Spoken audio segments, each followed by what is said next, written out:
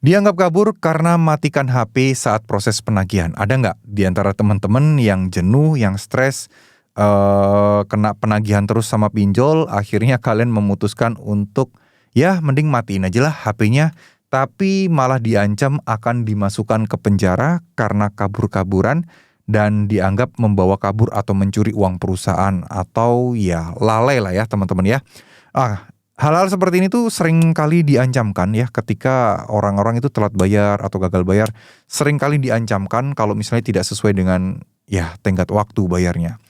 Nah, ini sebenarnya untuk orang-orang awam pasti akan terdengar sangat menyakitkan atau menakutkan. Waduh, masuk penjara nih. Nah, jadi hal-hal seperti ini akan sangat-sangat efektif sebenarnya untuk orang-orang yang tidak tahu atau mungkin masih kurang informasi gitu ya. Nah, jujur teman-teman, buat orang-orang yang mungkin di perkotaan yang sudah tahu bahwa pinjol adalah hukum perdata, nggak mungkin di penjara, ya akan aman-aman aja. Tapi yang jadi pertanyaan adalah, kalau kita matikan HP, ini kan kayak sesuatu yang memang menghindar dan kabur-kaburan ya.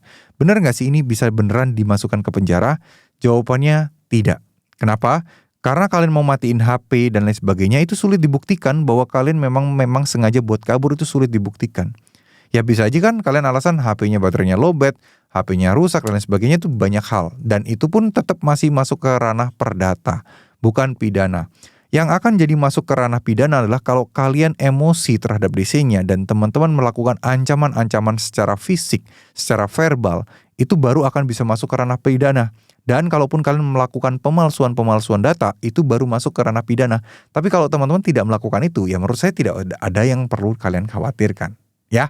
Jadi mungkin segitu dulu apa yang bisa saya sampaikan. Mohon maaf jika ada salah-salah kata. Kalau kalian ada masalah di pinjol, kita kembali lagi kepada Allah SWT. Kita berdoa kepada Tuhan kita zikir sebanyak-banyaknya, kita minta untuk dibukakan jalan yang selebar-lebarnya, kita minta untuk diberikan kemudahan rezeki, dilancarkan segala usahanya untuk bisa lepas dari jeratan hutang pinjol. Itu adalah cara yang terbaik saat ini yang bisa teman-teman usahakan. Ya, semoga rezeki teman-teman dipermudah dan masalah ini bisa segera terselesaikan. Amin amin ya rabbal alamin.